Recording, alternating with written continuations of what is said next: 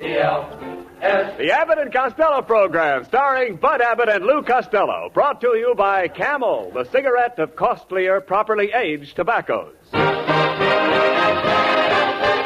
Abbott and Costello program, with the modern rhythm of Will Osborne and his orchestra, the swingy singing of Connie Haynes, and spotlighting that cheeky, chubby little mischief maker who, when caught red-handed cutting the garters off his Aunt Minnie's girdle to make himself a slingshot, calmly said, I'm a bad boy!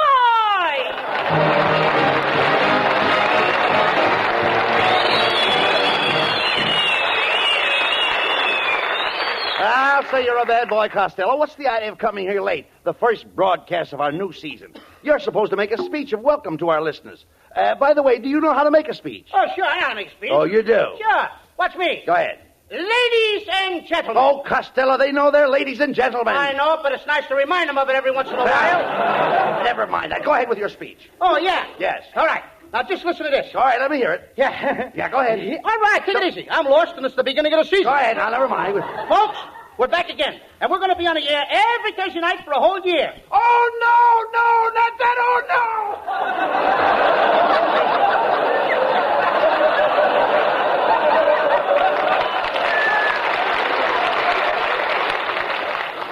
I think we just lost a listener. no. All right, never mind that, Costello. Why weren't you here for rehearsal this afternoon? Where were you? Oh, Abbott, my family gave me a welcome home party this afternoon. They did? Hey, did we have fun? My Uncle Artie Stebbins, he drank 2 cups of tea and passed out cold. Now, that's ridiculous. How could a man pass out from drinking 2 cups of tea? This was DTT. You dummy, DTT is not a beverage. It's made strictly for vermin. That's right. We made enough for everybody. Men, vermin, and children. Never mind about that. You should...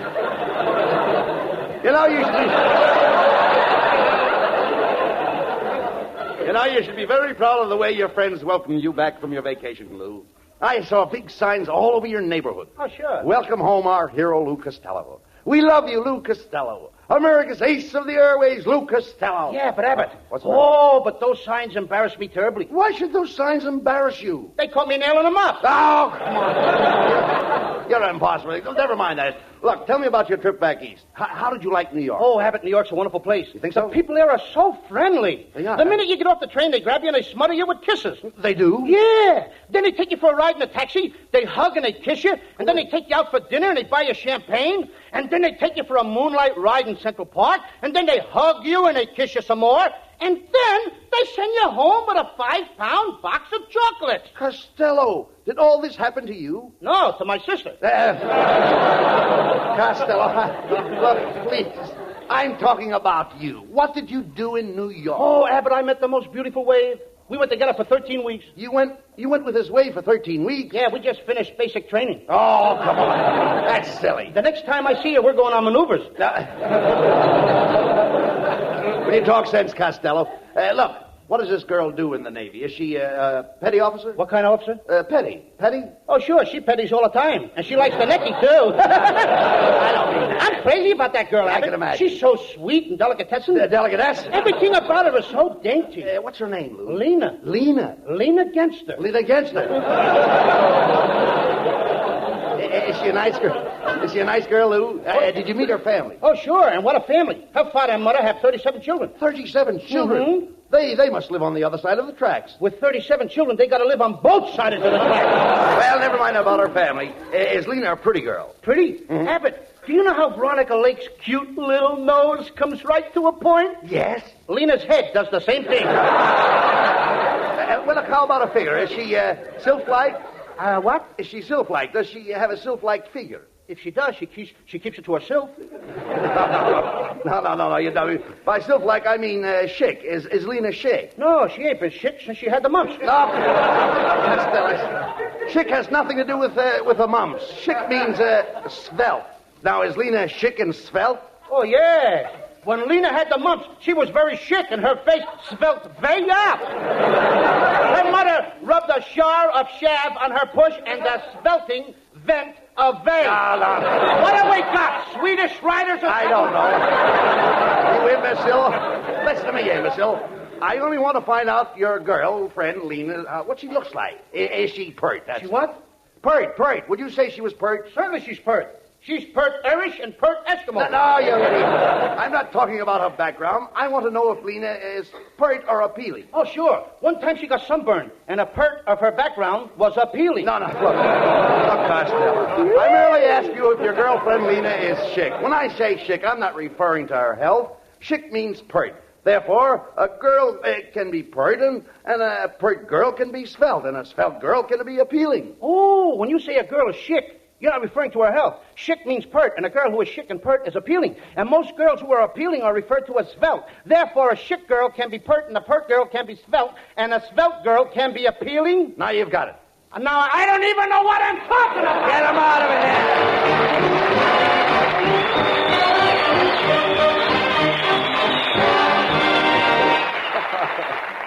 Gentlemen, a masterpiece of the ridiculous. And may I make a quick jump from the ridiculous to the sublime, from the clowning to the classics, and quote a wise man named Aesop who declared some 3,000 years ago, experience is the best teacher. And true today, what we learn by experience means the most. And most civilians have learned a lot lately. For when the dealer said, sorry, no camels today, because with camels it was the service first, well, they just had to smoke what they could get. You smoked more different brands during the cigarette shortage than you'd ordinarily try in a lifetime. And you learned by experience that nothing takes the place of Camel's costlier tobaccos properly aged and blended. Experience is the best teacher. And experience has taught millions of smokers to say, C-A-M-E-L-S. Camels. Today, more people want Camels than ever before in the history of this famous brand. And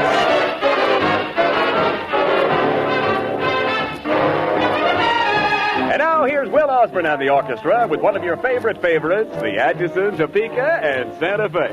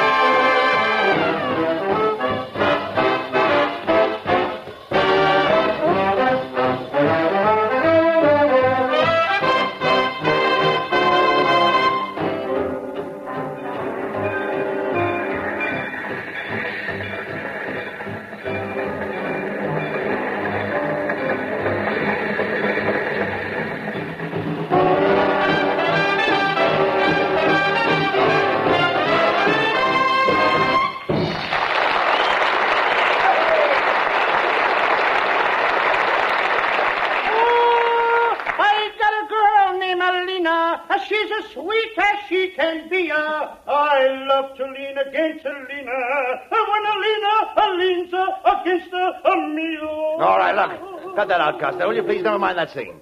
Will you forget about your girl, Lena? You're here and she's in New York. I'll never forget Lena Abbott. Gee, I remember the last night her and I was together. I bought a great big bag of gumdrops.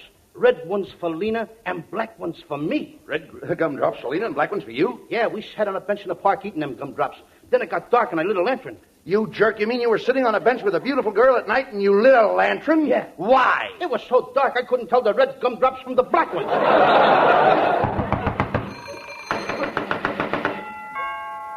Costello, is that somebody at the door? I didn't hear anything. I beg your pardon, gentlemen. I'm looking for Mr. Abbott. Mr. Abbott. For Mr. Abbott. Mr. Abbott? No, Costello. I'm Lou Costello. What do you want? Well, I got a telegram for you, and it's from Chicago. Chicago. It's from Chicago. Chicago? Brooklyn. Where did they dig this hiccup? Here, boy, give me that telegram, please. Costello. Yeah. The boy has his hand out. What do you want me to do, read his palm? No. He's waiting for you to lay a little gratuity in his hand. Lay a gratuity? Yeah. If he'll settle for an egg, I think I can make it. Oh, that's all right. My company won't allow me to accept Money? No, tips. You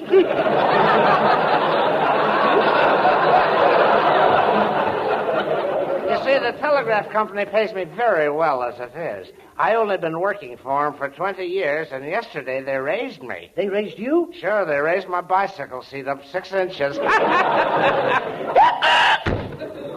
I think he's just got a flat, that guy. You know, the only reason we keep the guy on the show is because he knows where to get bacon. Oh, never mind. Here, give me that telegram. Give me that telegram, Costello. I'll read it. Let's see. Have been discharged from the waves. Am on my way to Hollywood to accept the starring role that you promised me at Universal Studios. Signed, Lena Genster. Costello. Costello, look at me. Did you promise that little girl that you would make her a star in pictures? Abbott, I had to. You had to? It's the only manly thing to do. It all happened the night I bought her a bag of gumdrops. It was so romantic. Every time we reached for a gumdrop, our fingers would meet inside the sack. Then, quite by accident, I kissed her. Oh, how could you kiss her by accident? We were both chewing on the same gumdrop, and I ate past my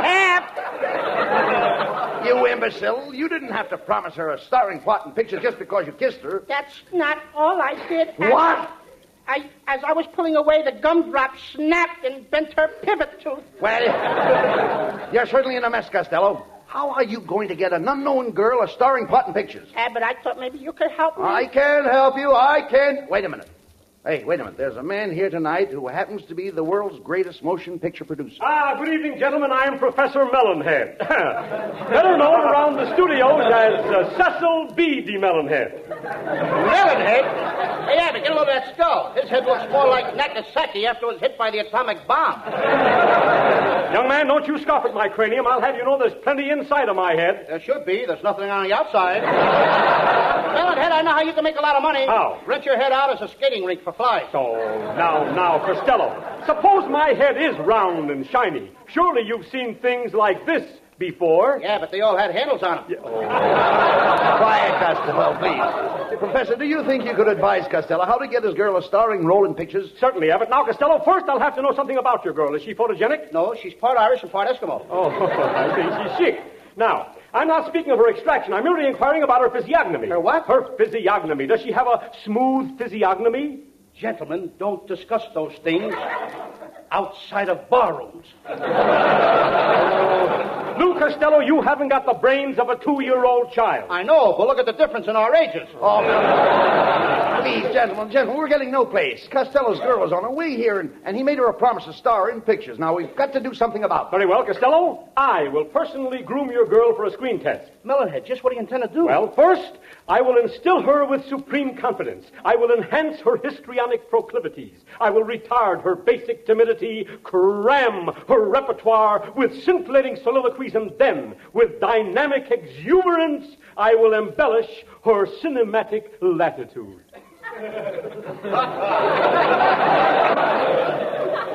You wouldn't dare. You haven't got the nerve. Oh, nonsense, Costello. I've never been so humiliated in my life. I'm ashamed to have people see me walk out of here after conversing with an imbecile like you, Mr. Abbott. Isn't there some way I can sneak out of here without being seen? Look, Melonhead, if that's the way you feel about it, you can go out this window and down our fire escape. Thank you. Open the window. Good night, gentlemen.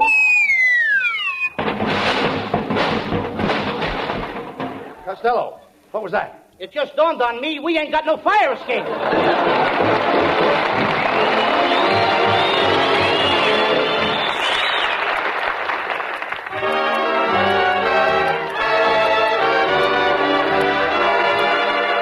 Lovely Connie Haynes is back with us again this year, and we know that's a real treat for our Camel audience. Connie sings, I'll Buy That Dream. Imagine me with my head on your shoulder, and you with your lips getting bolder, a sky full of moon and a sweet mellow tune. I'll buy that dream gown, white and flowery, and you thanking Dad for my dowry. A church full of folks and those last-minute jokes. I'll buy that dream, a honeymoon in Cairo in a brand new order gyro, then home by rocket in a wing. We'll settle down near Dallas in a little plastic palace. It's not as crazy as you think. Imagine me on a first anniversary with someone like you in the nursery. It doesn't sound bad, but if it can be had, I'll buy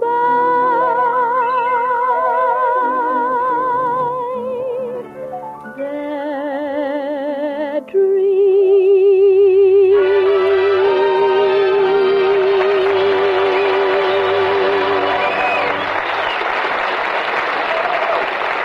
It was lovely, Connie, lovely. And that song's heard round the world, for this program is sent overseas to our servicemen. And I can just picture two such servicemen on their way to that magic place called home. They've been everywhere, seen everything. And now they're seeing the Statue of Liberty and the skyline they haven't seen in years. Boy, does that look good. Gosh, you never know how much you've missed something until you've had to do without it. Yes, it takes the experience of doing without to make us really appreciate things we're apt to take for granted. Proving again that experience is the best teacher. Not only in the big things, but in little things, too. Cigarettes, for instance.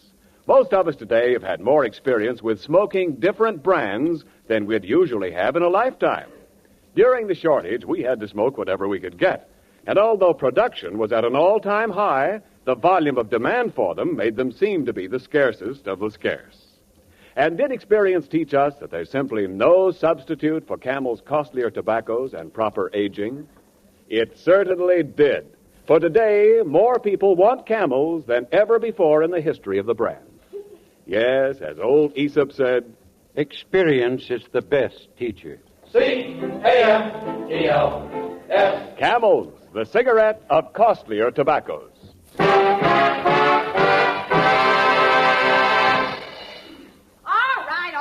Stand aside, boy, and let me in. One side or I'll open your head. Shh. Now, please, madam, quiet. The Abbott and Costello show is on the air in the studio. You must be absolutely quiet. Not a sound.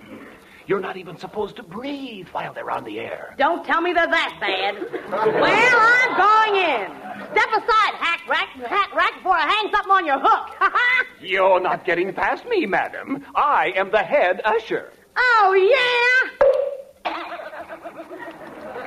Well, pick up your head, usher. What's going on here? Wait a minute. What is all this commotion, madam? Boy, I'm looking for the owner of the NBC network, Mr. Lou Costello. Just tell him. You may tell him that Lena Genster is here.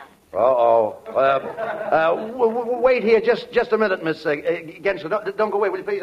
Just a minute. I'll be right back. Costello. What? Costello. Yeah? Who do you think is here? Who? It's Lena Genster. Oh, good. That's... What? Yes. Well... Lena Genster. You heard Abbott. Open the window. I'm going down the fire escape. Costello, we have no fire escape. I'll make one. No. Costello, come here. Did you tell Lena Genster that you own the NBC network? I had to, Abbott.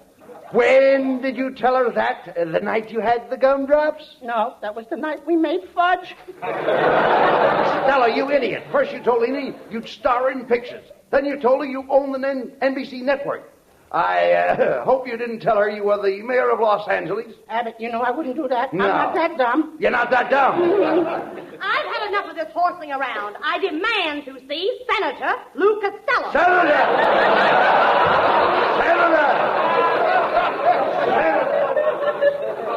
Abbott, that must have been the night we pulled Taffy. There you are, Fatso. Come here to Mama and give her a great big kiss. All right, now put me down! Well, Bubble Nose, let's call Universal Studios and tell them the new star has arrived. We'll go right over. Go on, Costello. Get them on the phone. Hey, Abbott, what's the studio's phone number? Get him. He owns the studio and he doesn't even know the phone number. Costello, you told her you own the studio? Oh, sure, I'll own it any day now. President Bloomberg of Universal practically promised it to me. He promised it to you? Yeah, he said, Costello, one more picture like the last one and I'm going to give you the business. Come on, Fatso. Jump over that last egg and let's get out to the studio. I'm ready to star in my first picture.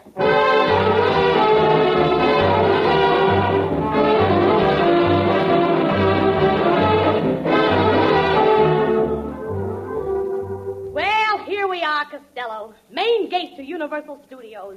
Just think, in a few minutes, thanks to you, I'll be a star. Lena, don't you think we ought to come back some other day? The gate's locked. There's other people getting in. Look, there goes Charles Lawson. Open the gate for Mr. Lawton, Mike. Look, there goes Charles Boyer. Open the gate for Mr. Boyer, Mike. Go on, Costello. You own the place. Tell him to open the gate for you. Good morning, sir. I'm Lou Costello. Climb over, you bum. Costello, did you hear what he said? Why, he's treating you like a dog. Speak up.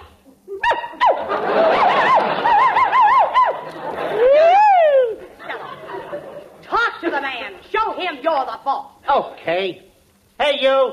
Did you tell me to climb over that gate? Yeah, what about it? Would you mind giving me a boost? I'm beginning to think you're a phony, Costello. If you don't get me a starring part in this studio, I'm going to tell your mother just what really happened the night you bought me that 50-cent bag of gumdrops. No, Lena, not that. Anything but that. Please don't tell her that. Your mother wouldn't like that, would she? No. She thinks those gumdrops only cost me a dime. Lena, why don't you give up this idea of being a movie star? And Hollywood is too rough and tough for a place for a girl like you. Go back to Brooklyn. They could use a good third baseman.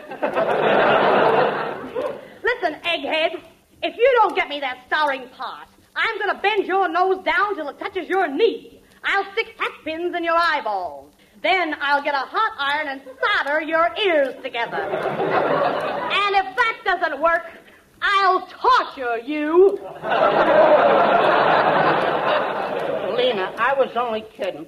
Come on in here. We'll see my director friend, Gregory Ratbiscuit. He'll do anything for a friend of mine. There's Mr. Ratbiscuit's secretary. Hey, you. Well, what is it? I said, what is it? I give up. What is it?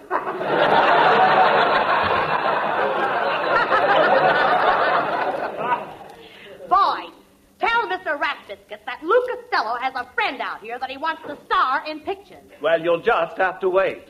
Mr. Lawton is in there now trying to get a friend of his in pictures. So, Mr. Lawton, you got a friend that you want to get in pictures, eh? Everybody's got friends. Nothing but friends. What am I running here, an old friend's home? I'll show you what I think of you and your friends. Now get up!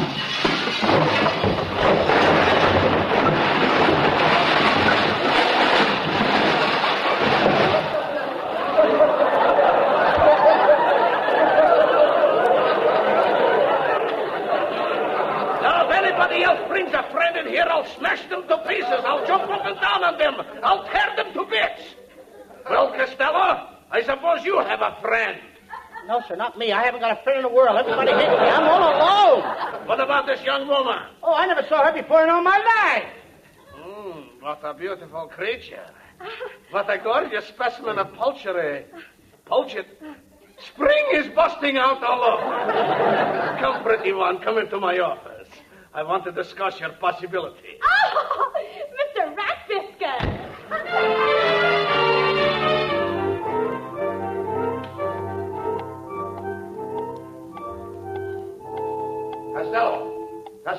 Costello. Why did you run off without me? Well, what have you done with Lena? She's been in the office with Mr. Rat Biscuit. Huh? Whew, that must have been it. Oh, boy. She's been in there since 3 o'clock, Abbott. I don't know what to do. That must be a terrific audition. Now, wait a minute. You know Rat Biscuit is a ladies' man. Oh, do you want him to steal your girl? Go in there and get Lena. I'm afraid, Abbott. Rat Biscuit was in a terrible temper. I think he's mad at me. You coward, go in there and get Lena. Okay. Well, Costello, what happened? Oh, Lena's all right, Abbott. She's in there. And you know what, Abbott? That Rat Biscuit is a swell fella. What do you mean? And he ain't mad at me anymore. Look, he even gave me a quarter. He gave you a quarter? What for? Well, he wants me to go downtown and get him a bag of gumdrops. Get him out of here!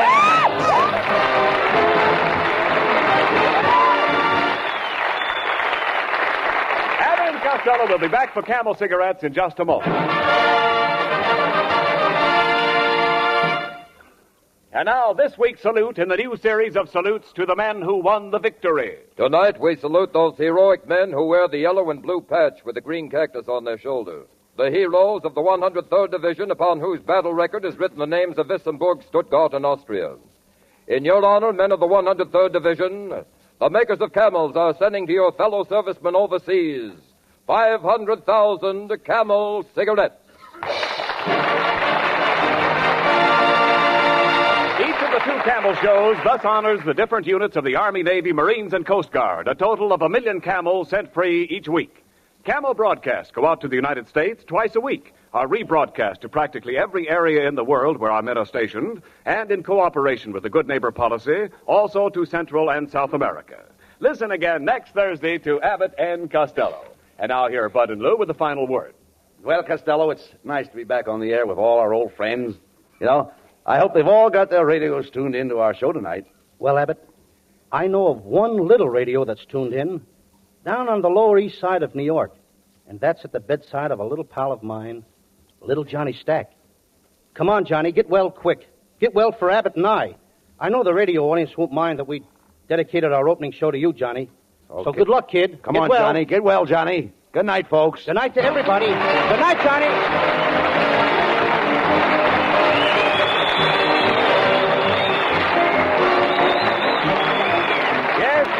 Be sure to tune in next week for another great Abbott and Costello show brought to you by Camel cigarettes.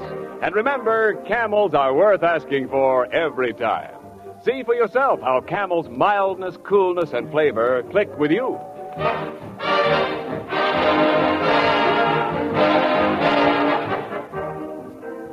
There's many a type of pipe in the world, and they give out with many different sorts of sound. For instance, take a Navy bosun's pipe.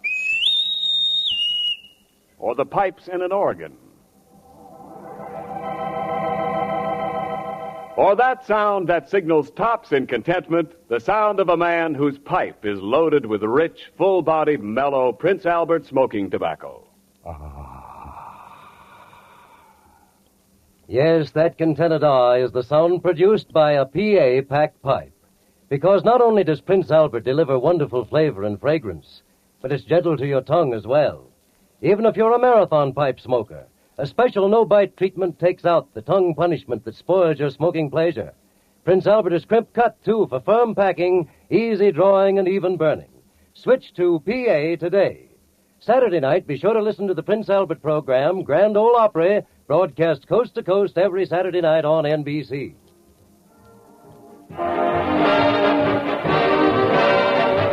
The Abbott and Costello Show for Camel Cigarettes will be back at this very same time next week. Don't miss it. This is Ken Niles in Hollywood wishing you all a pleasant good night. This is the National Broadcasting Company.